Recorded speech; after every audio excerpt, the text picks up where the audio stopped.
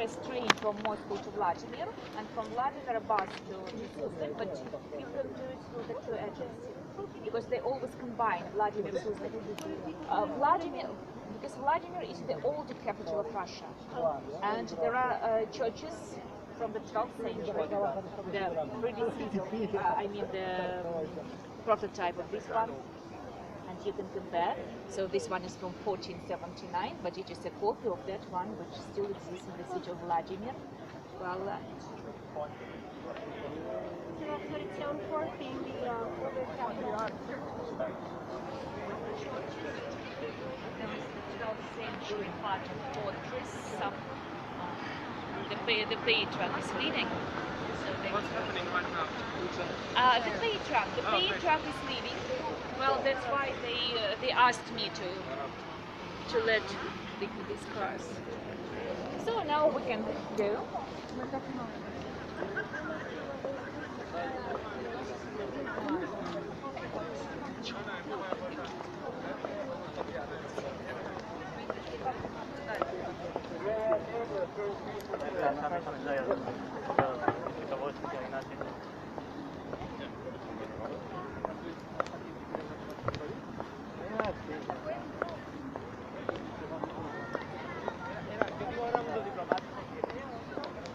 The tour company said that Vladimir and Suzdal are far and takes like a whole day, 12 hours to see both of them. Probably you can spend a night. Oh, we'd only have one day. We'd have to leave in the morning and come back in the evening. It is also possible, but it will be very long. So it is our last stop here. But from here you can have a look. It is obviously we are on a hill.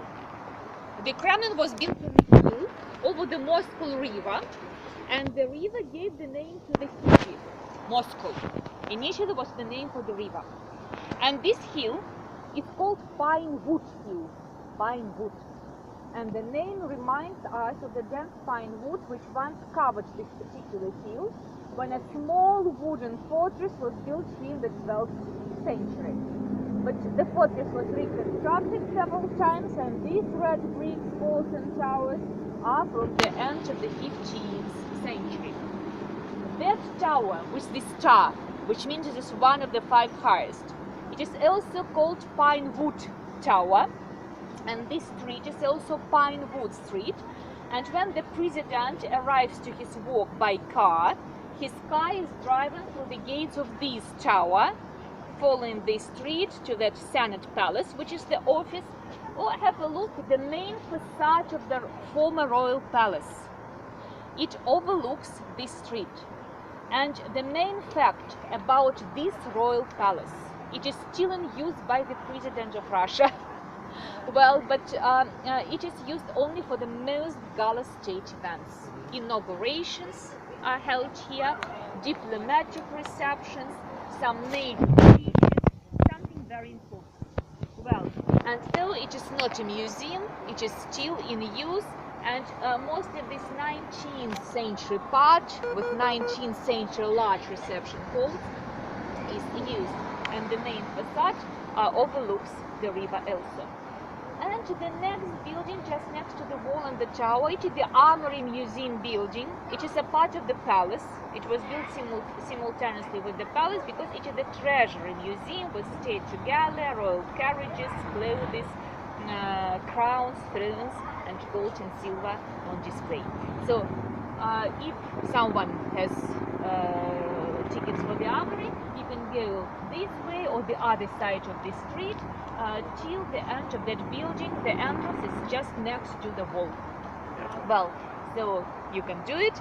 If someone has questions, you are welcome, because it's the last chance for you at the end of our tour. Well, you can go out to the Kremlin through the gates of this tower, Pinewood Tower, through the gates of Trinity Tower we have entered, and Spasskaya Savior Tower, I think it is also open to get Red Square. So if any you want, if you are tired or thirsty or hungry, you can have rest in that garden, this way straight, this small garden, park. They have drinking water, some snacks, cheap coffee on sale, and there are a lot of benches. You can have a seat and then explore the cathedrals. And if you have time, it's better to visit the main one, the cathedral where the coronation ceremony. At 2 it will be open. Could be a little bit earlier. It depends. But in fact, the Kremlin is open till 6. Is So the you have, gallery open now? yes, it is open till 6, but you have to buy separate ticket. I don't know whether they have on sale because the number of tickets is limited for sessions. Yes, you are welcome. Спасибо. Пожалуйста, We пожалуйста. have tickets for 4:30, but I wasn't sure we could go early.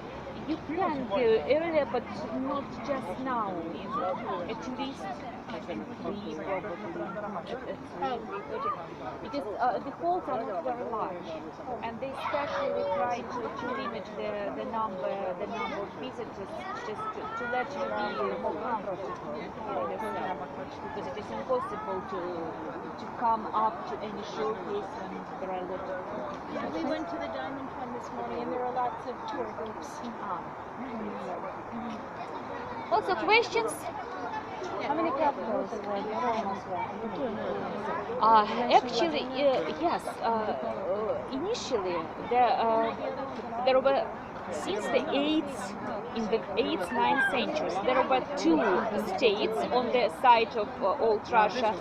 The southern one was the capital in Kiev, and the northern one with the capital in Novgorod. You're welcome. Пожалуйста. Thank you. And then, пожалуйста. Clock room, back to the entrance because the clock room. Yes, you can go out this tower and turn your right to Okay. the clock room. Easy. Also, it is even better. Thank you. When then they joined these 2 states, and there was very large early medieval state in the 10th and the 11th centuries with the capital in Kiev. I see. Then there was the feudal period when it split into many principalities, and there were a lot of princes and many capitals. But the main city was the city where the head of the church resided, because the church was still united.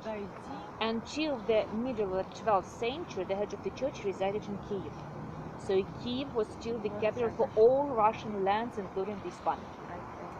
But in the 12th century, the head of the church moved to Vladimir, and Vladimir was the capital for all Russian lands. But in 1325, the head of the church moved to Moscow, and Moscow became the nominal capital, the political center for all Russian lands. But there were still many principalities. But as the head of the church resided here, and Moscow prince was the strongest among all the others, they tried to join all more and more lands to Moscow, and they succeeded by the end of the 15th century. So we can say that by the end of the 15th century, on the side of many principalities, there was large state, and later on in the 16th century, we captured the territories which were next to this ancient Slavic state. We became international state because these Tartars kingdoms, Kazan, Astrakhan, with Muslim people, they were joined to Moscow state, to Slavic state, and we became international and multi-religion, multi-confessional state. So this process became since the middle of the 16th century. By the end of the 16th century, some parts of Siberia became parts of Russia, and there were many nations and religions again there. Thank you very much. Yes, you're Thank you very much for the whole tour. It was really interesting. Thank you very much. I learned a lot. Thank you very much. Have your time. Have a nice day. Are the